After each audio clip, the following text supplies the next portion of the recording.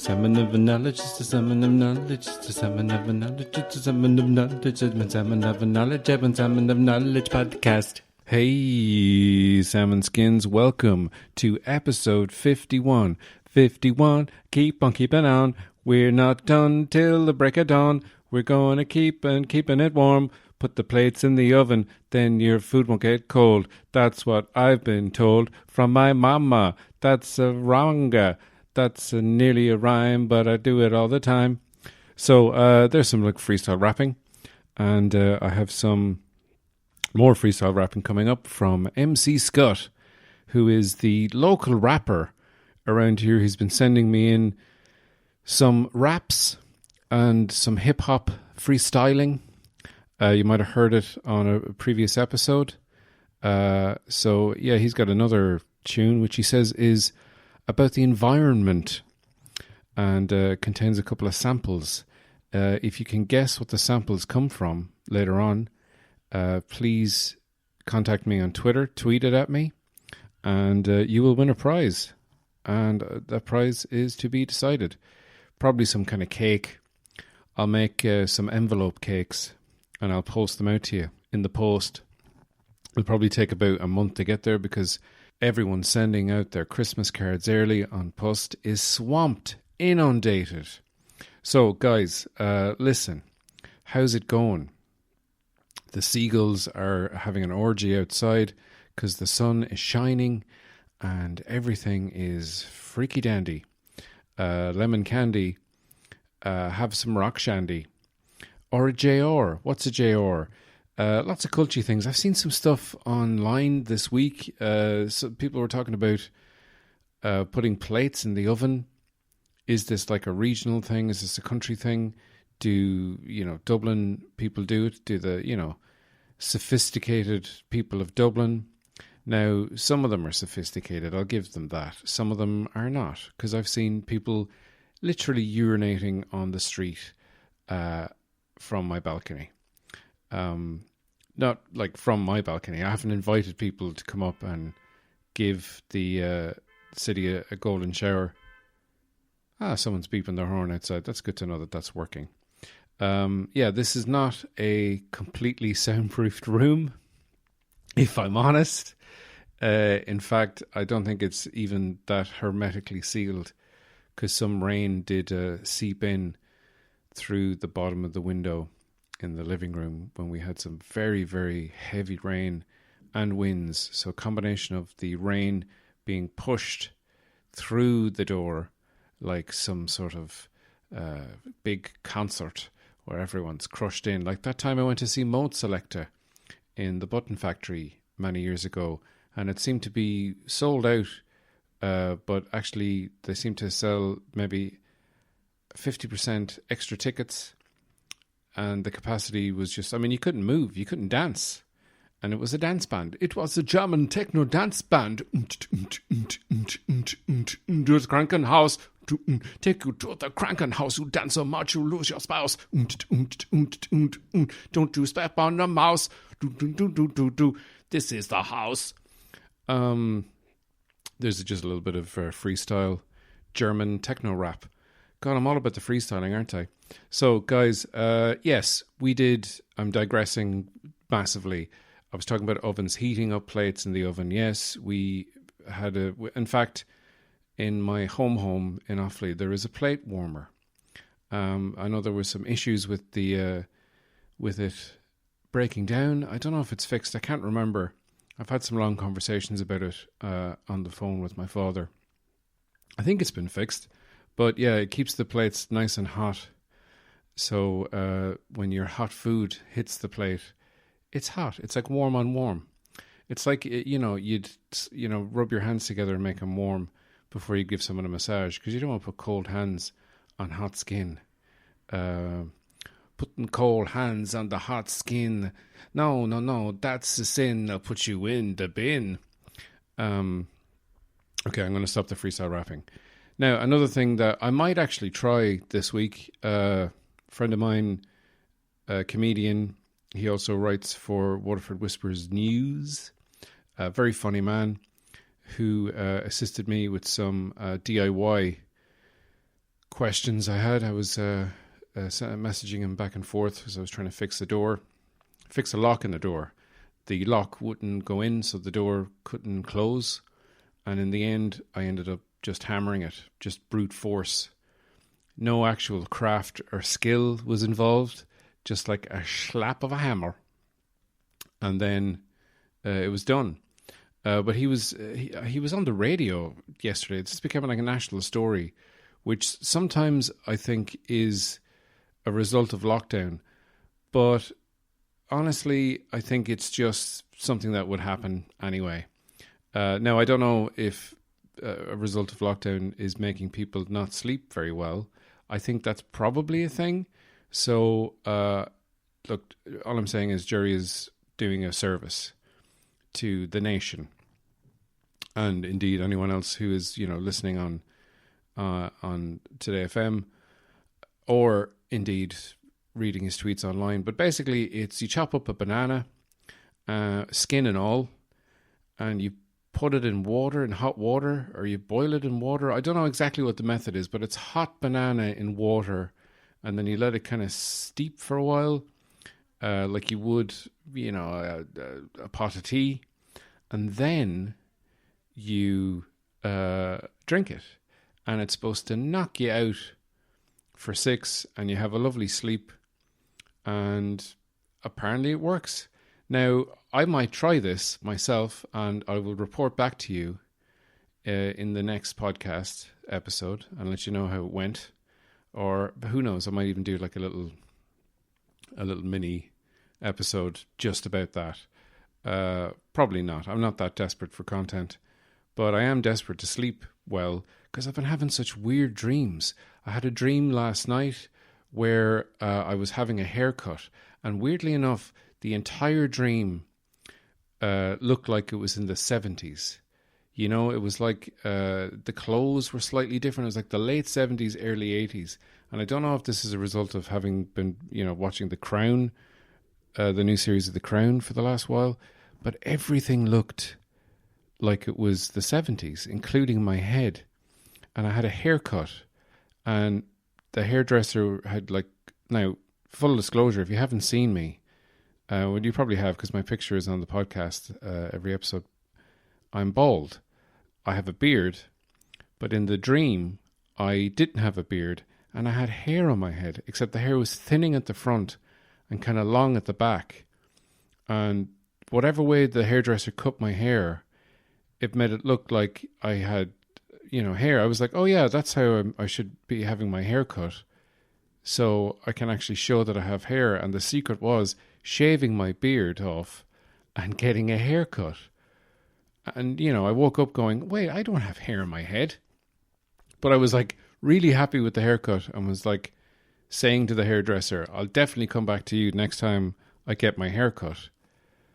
And then I left, and at one point I was in a restaurant and I had to go to the toilet, and I was sitting on the toilet in my dream.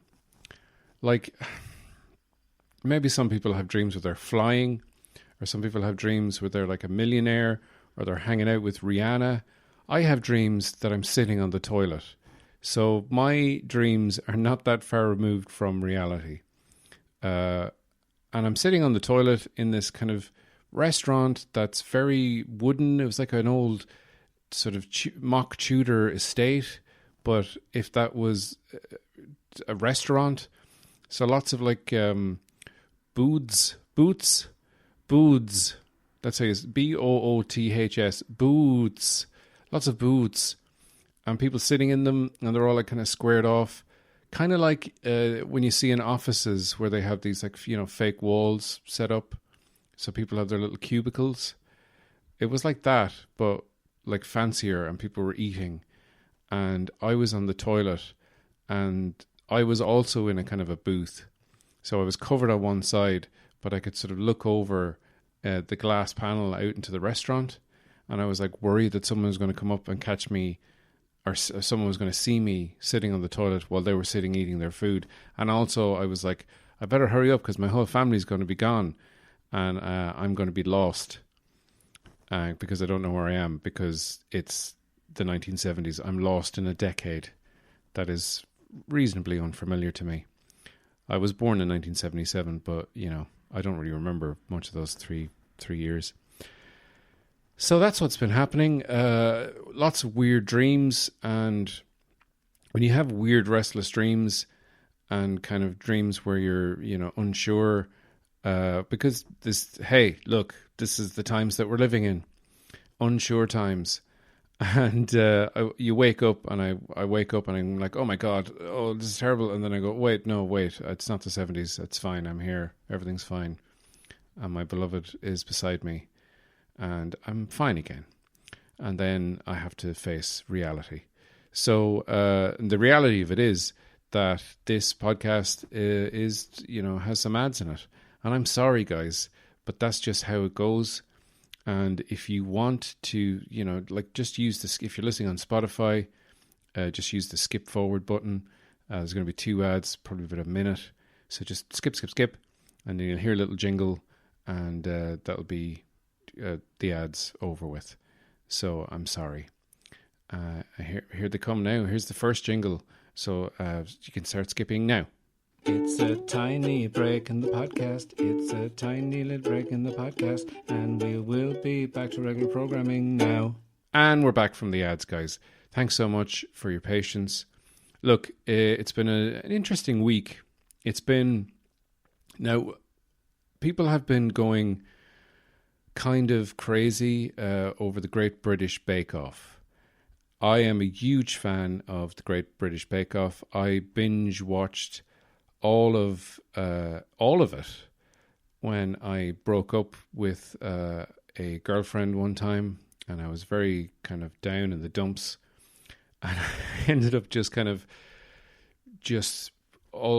an all-consuming orgy of Great British Bake Off, which kind of led me to start baking things afterwards when I cheered up and got through it. But it helped me get through it. It was like a kind of a constant friend in the background. Well, it was more like a sort of a constant noise that would drown out the sadness in my life. So I've been watching this series with Cara. There's 1 episode left. There's 3 bakers left. And there was a lot of controversy this week. Now, I watch it with Cara on a Wednesday. It goes out on a Tuesday. But we watch it on the Channel 4 player, which is free and very good. Lots of good stuff on there.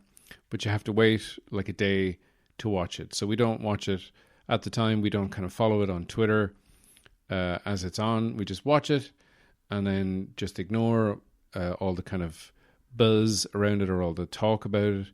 And then we watch it on the Wednesday.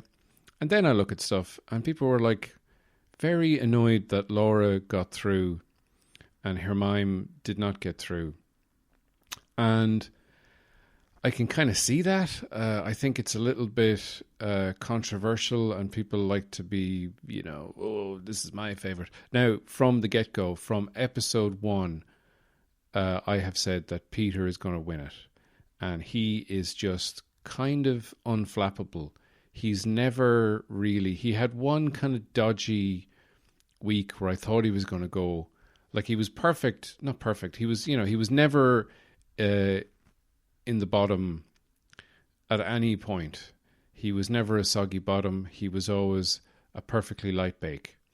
And every week he just did, like first week he got Star Baker and he just kept going. He just seemed unflappable to the point where I kind of had a theory going with Cara that he was like a cyborg, that he wasn't a real boy. And I still think that might be true, but he's just very, very adorable and extremely unflappable. He had one week where he just had a couple of... The signature bake was bad, and then he didn't do well in the technical challenge, but then he pulled it out of the bag with his showstopper. I can't remember which episode it was, and I was worried that he was going to go then, but he didn't. And I think that's the key thing. It's like people were complaining that her mime didn't deserve to go, that she had got like 2-star bakers in a row, but you're only as good as your last bake. which is kind of like comedy. You're only as good as your last gig, which is why when you do a shit gig, you want to do another gig straight away. I feel sorry for any comedian that had like one kind of shitty average gig before lockdown and hasn't had a gig in 8 months, because that's a long wait for your next gig. Some people were saying like her jelly creation the previous week that got her Star Baker was incredible. Like, it looked amazing. It looked like you could put it in a museum behind a little glass case and people would like ooh and ah over it. And genuinely that was good. But that was last week. And I think if her mime had, because like the last bake she did where she kind of just decided what she was going to bake the previous morning, and she put too much gelatin in her little square cake things, and it was just too rubbery. If she had made something that tasted as delicious as Laura's tasted, because Laura's honestly looked like someone had sort of sprayed fucking diarrhea over it. It looked awful. And I'm not a fan of Black Forest Gatto. It was Paul Hollywood's favourite. He was looking forward to it, and he was like, yeah, it doesn't look very good, but hopefully it'll taste great. And then he ate it and he was like, oh, that's beautiful. It tastes so fucking good. I love it. And her mimes did not taste that good. It was rubbery and whatever. If she had made something that, like, because it didn't look good either, but if it tasted really good, I think on the strength of the previous 2 weeks, and because Laura has kind of struggled kind of every week, and like with her confidence as well, like, and I mean, I don't think it's fair to hate on Laura, because I think she's lovely. I think they're all lovely. And she struggled, but if her cake had not tasted that great, then she probably would have gone. It kind of all went down to that final cake. And people like to, go, oh, this and that, and should have gone weeks ago. And maybe she should have, but I mean, I think Peter is going to win it. That is my bet, and I wish I had put money on it at the beginning. I don't know what his odds would have been. I don't know if they would have taken odds. They probably would have taken bets and given odds after the first week. So he's my tip for the win, and I think it's going to be difficult to avoid spoilers. Because sometimes you see like it's trending, and hopefully I won't see any spoilers. I'm just going to have to, on the Tuesday evening and the Wednesday, I'm just going to have to avoid social media, which is a shame because it's such a lovely place to be. Now, in other news, great news, tremendous news, huge news. The Dublin Zoo, which I've been volunteering in, or I was volunteering in over the summer. I had 1 day of actual volunteering, and then the pandemic kind of hit and everything shut down. And then the zoo opened to kind of limited numbers, and I was in there facilitating people's visits and welcoming people, giving them little animal facts. And then the second lockdown has occurred, and the zoo has had to close. And the zoo is a non-profit charity. A lot of people are under, like loads of people are under the false assumption that the zoo receives government funding, which it does not at all. Every cent that the zoo gets is from visitors, and it has an emergency fund which has run out, and yesterday it launched a campaign to save Dublin Zoo, and within 12 hours they have managed to raise €1 million, which is absolutely incredible. It means that the animals in Dublin Zoo, it costs $500,000 a month to feed all of the animals in Dublin Zoo, which seems like a lot, but there's a lot of animals there. There's 9 elephants alone, and they eat a lot. And I just think it's incredible. And now there is a kind of a push for the government to get behind Dublin Zoo and give it some funding, because it's a wonderful resource and it's a lovely place to visit. And I can tell you firsthand that it is magical when the kids see the animals and you tell them little facts about the animals, and they're amazed and they love it.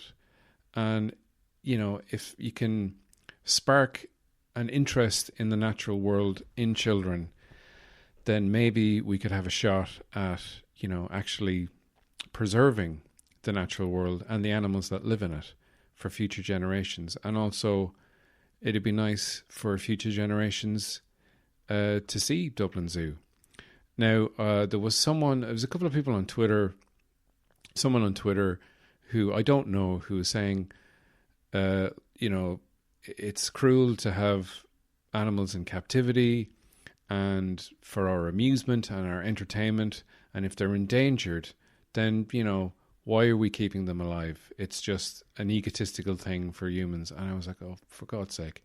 So, you know, I try not to get involved. I honestly try not to message people on Twitter, because it kind of ends up badly most of the time, because people just want to have their point of view be the number one point of view. They want to win the argument. And I kind of don't look on arguments sometimes as something to win.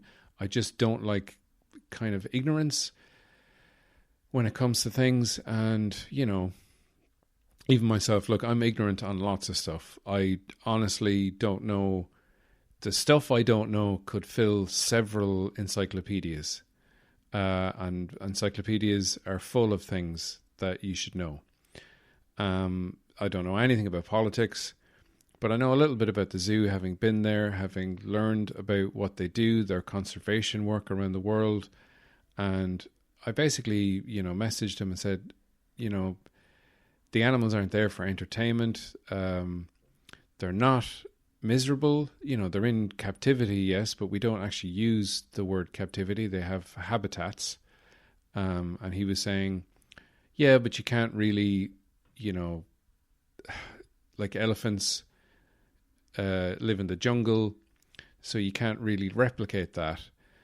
And I was saying, well, that's true. And also I said, elephants actually don't technically live in the jungle. They live in, you know, mostly they live in savannas and grasslands, and a small minority of them live in forests and rainforests, and they're forest elephants, and they're kind of a tiny percentage of elephants live in rainforests.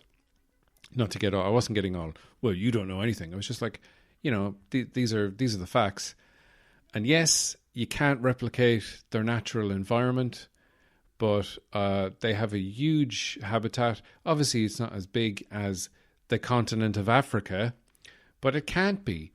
And I use the example of, look, human beings, some human beings live in bedsits, some human beings live in semi-detached houses, some human beings live in apartments, some human beings live in 5-bedroom detached gaffs with 2 acres of land. But all of those things are homes. And this is true for the elephants. The elephants have a home. That's their habitat and their home where they live. And they're very happy. How do I know they're happy? Because the elephant breeding program in Dublin Zoo is very successful.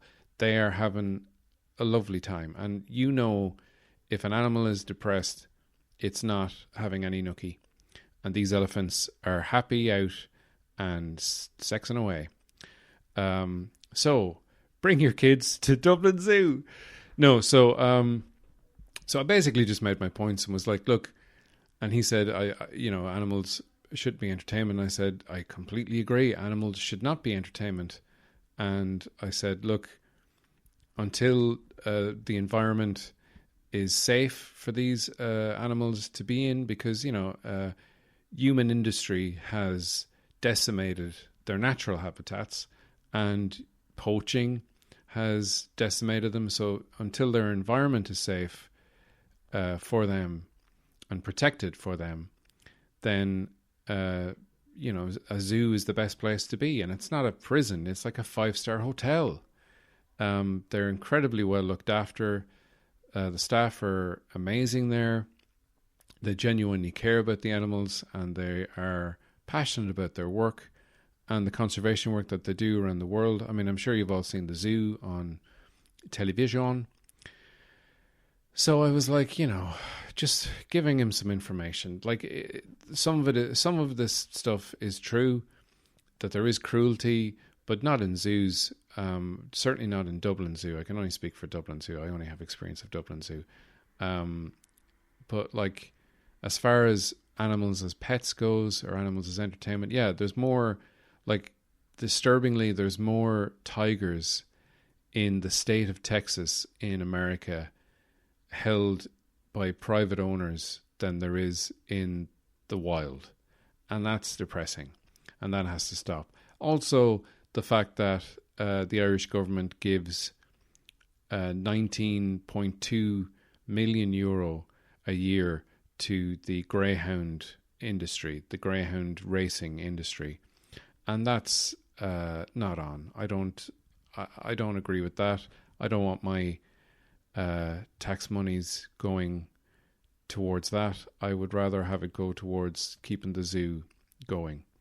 But amazing that they raised $1 million in like half a day, 12 hours. Incredible stuff. So guys, I've rabbited on too much about the zoo.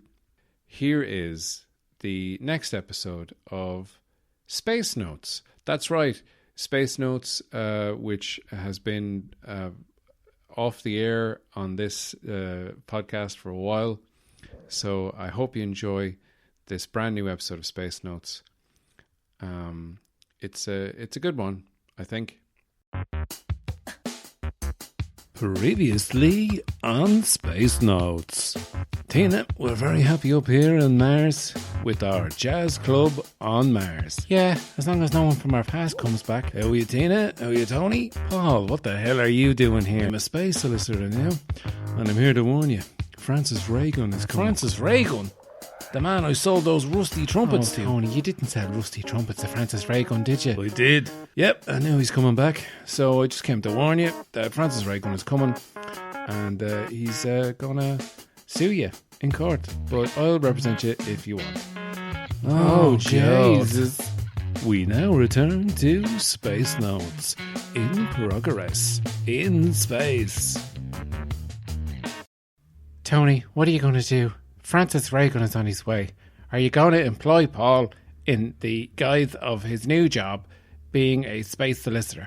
Actually, Paul, one thing confuses me. Only one thing is confusing you, Tina. Shut up, Tony. I'm not that confused. Well, you're slightly confused. Yeah, and will you let me tell you what I'm confused about? All right, out with it. Tony, I think you should let her talk. Oh, don't you talk to me about letting her talk or not letting her talk. I'm the one who runs the Space Notes. I'm the one who employs the Glargons to play jazz every night, that same song over and over again. Look, I'd love them to play something different, but they really enjoy listening to the same song over and over again. That is correct. We enjoy repetition. I know. It's like that club I used to own back in the 90s. Pill Notes. Tony, would you let Tina say what she's going to say? Oh, God. It doesn't matter. I've only forgotten it now. Oh, no, I've remembered. Go ahead, Tina. Yeah, Paul, how come you're a space solicitor? I mean, you weren't a solicitor on Earth, or as we called them, Earth solicitors. That's right, Tina. I wasn't a solicitor on Earth, but it's very, very easy to become a solicitor on Mars. Why is that, Paul? They let all the dummies in, do they? No, Tony, and you're being very rude to me for no real reason. You know why I'm being rude to you. There's a reason. Listen, Tony, we can't talk about that now. When are we going to talk about it? We'll talk about it in another episode of our lives. Lads, will you leave all this behind? When we left Earth to come up here to Mars, I thought things would be different. But it seems that they're pretty much the same, except we're on Mars instead of Earth. I'll tell you what, Tina. You talk to Paul. I'm going out the back. I've got to clean out the space pipes. This space beer won't serve itself. Oh, Jesus. Paul, I'm so sorry. Anyway, You were saying? Yeah, I was saying something. Continue with what you were saying. I will continue with what I was saying. Good, good. I like to listen to you talk. What's that, Tina? Oh, nothing, Paul. I said, I like to go for a walk. Listen, Tina, I'd love to go for a walk with you, but we really don't have time. Francis Raygun is going to be here any minute, and he's very, very angry. So you don't want to go for a walk in the tube that wraps around Mars so that we're walking on the surface of Mars, but we're encapsulated in the tube so we don't die? Because the atmosphere is very different, I understand, than it is on Earth. We can't breathe. There's no oxygen. I'm not a scientist or anything. I don't really know these things. Yeah, Tina, I believe you're right there. But listen, I don't know anything. I'm not a Mars scientist. I'm a space solicitor. You're not a space scientist? I'm not one of those either. I have no jurisdiction in space when it comes to science, but I do when it comes to the law. So, you're saying the law is very complicated? It's very complicated, but there's only maybe 3 or 4 laws. I don't know, I'm only on chapter 2 of my solicitor book. You mean you haven't finished your solicitorship? Well, I've nearly graduated from Space College. So you're not a solicitor yet? No, but I know the lingo. Look, Tony would never respect me if he knew I hadn't passed the space bar. Space bar? Yeah, that's what they call it when you become a space solicitor. You pass the space bar and then you can practice space law. Right. And Tony has no respect for me right now. Yeah, because of the thing. Yes, because of the thing. The thing that happened on Earth. The thing that happened on Earth that we're not talking about now. When are we going to talk about it? Listen, Tina. Listen to me now. I'm listening. That's something between me and Tony. Look, I care about jazz. You care about jazz? Yeah. I don't want to see a brand new jazz club, the pioneering jazz club here on Mars. It's the only jazz club on Mars. So far, but I think Francis Raygun has plans of his own. Plans of his own? To open another jazz club on Mars? I don't know for sure, but something's going on. Anyway, listen, don't you tell Tony that I'm not a real solicitor yet, because I know enough. I mean, I've read 2 chapters of the book. The Space Solicitor book? Yeah, riveting read. And I think I know enough about the laws regarding trumpets up here in space, so I think we'll be all right. Oh, look, Tony's coming back. Well, them pipes are clean. God, there's so much space dust. How does it build up? It's something to do with the atmosphere. Well, I don't know. I'm no space scientist, that's for sure. Yeah, me neither. Neither is Paul. We're just talking about that. About what? About him not having any qualifications. No qualifications? No, that's not what we were talking about at all. Well, we were, but in the regards to science. Well, I don't need you to be a space scientist. I need you to be a space solicitor. And that's what I am, Tony. fully qualified. You don't sound too sure there. I don't know what you mean. I'm definitely a solicitor here in space. Well, you sound a little bit unsure. Listen, Tony, don't worry about it. I know all the tricks of the law up here in Mars. Well, I hope so. If Francis Raygun is going to sue me, then I'm in a lot of trouble. I know. Yeah, I know you know. I know you know I know. What do I know? I don't know. Oh, God. Here he comes. It's Francis Raygun. Oh, Jesus. Well. What a lovely club. How you doing, Francis? Well. Tony. No, it's just Tony up here, Francis. Oh, you dropped the other Tonys, did you? Oh, that's a good choice. I thought it was a bit confusing when you had 3 Tonys for a name. Yeah, it's easier up here, especially with the business cards. You know, less money on printing and such. Well, it's just great to see you here, mate. I didn't realise that you were friendly towards me. Well, you know me, Tony. We go back a long time.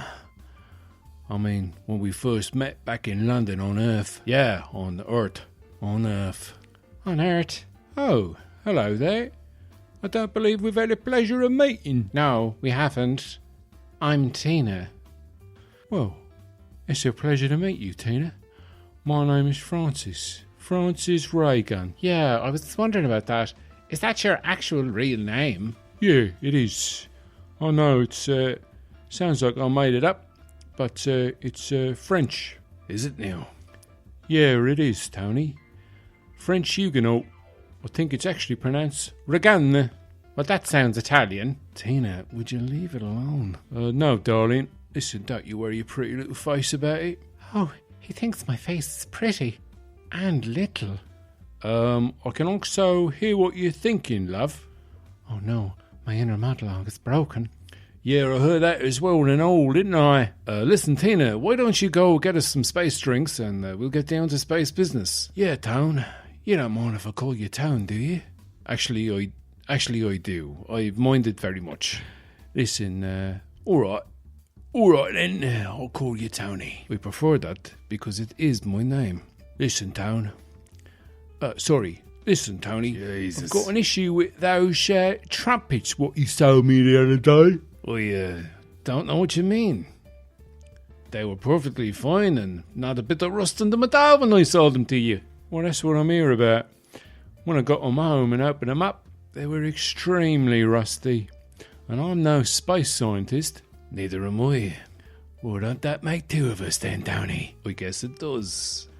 Anyway, I don't know much about the ins and outs of the air up here and what kind of toxins are in it that might make, trumpets all rusty. Then what are you doing here in my club? Well, I pay good money for trumpets.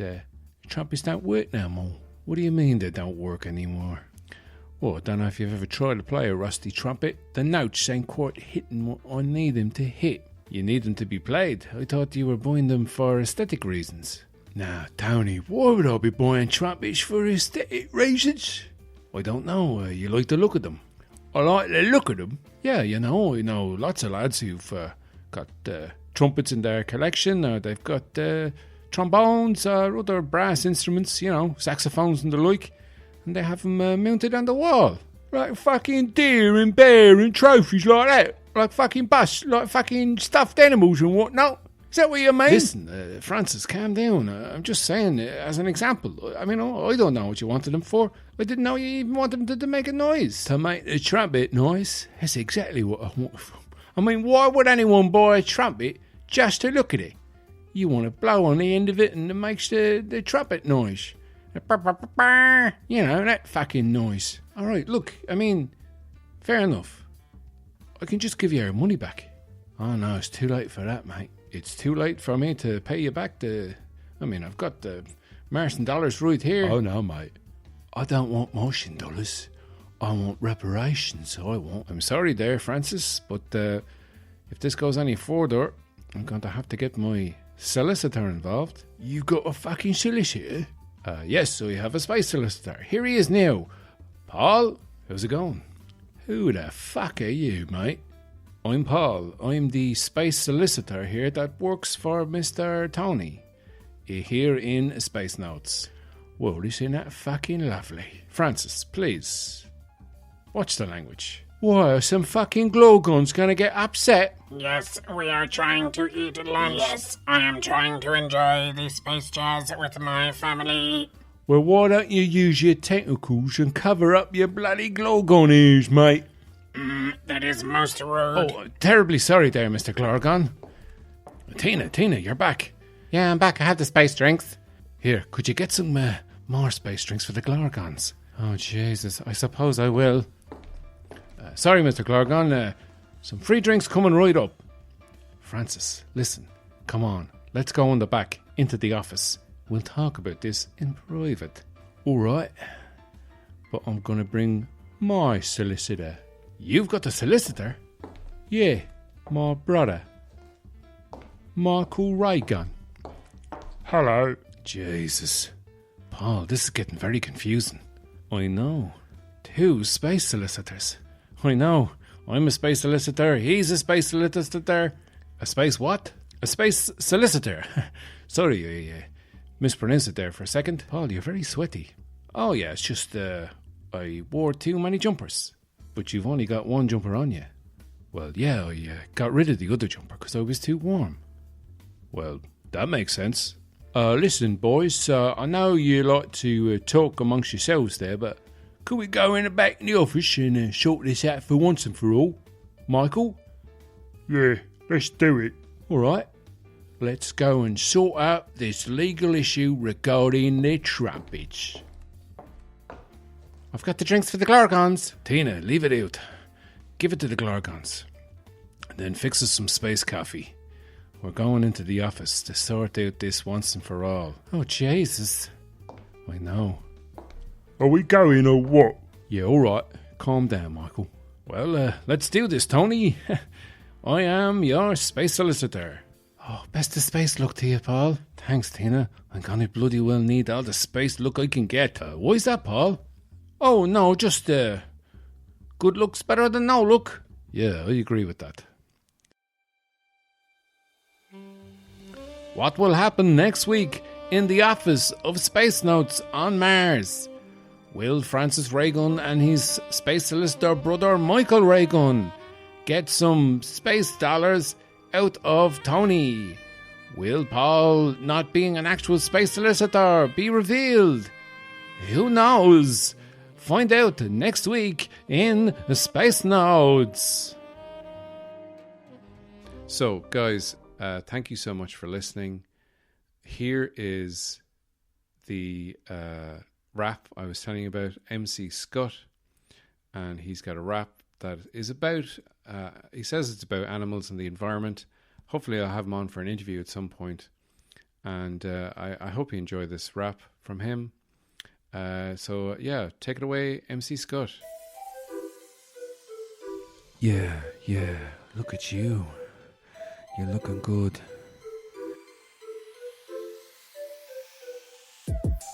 Yeah, you're looking real nice, baby.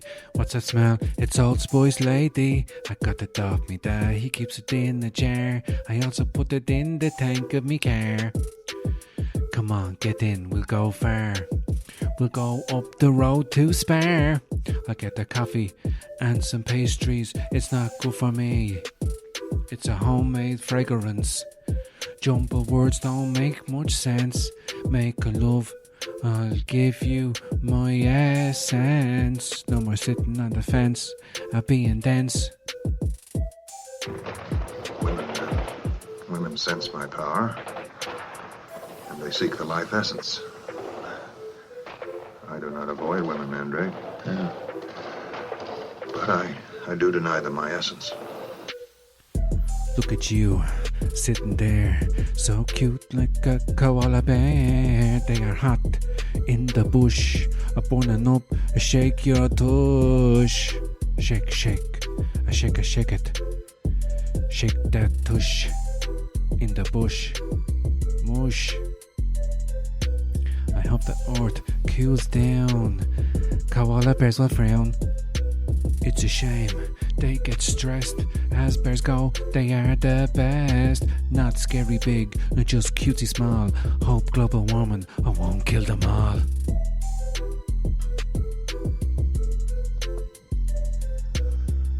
I can no longer sit back and allow communist infiltration, communist indoctrination, communist subversion, and the international communist conspiracy to sap and impurify all of our precious bodily fluids. Okay, interesting rap. I guess there was some kind of environmental messages in there. Not that many, but some. Anyway, guys, thank you so much for listening to my podcast. If you wish to become a patron of Edwin Salmon of Knowledge, you can go to Patreon and look up Edwin Salmon of Knowledge. And for €3 a month, you can get extra episodes, exclusive episodes, episodes about movies, episodes about Radiohead. If you don't want to do that, please recommend me to a friend, like and subscribe, or give me a review.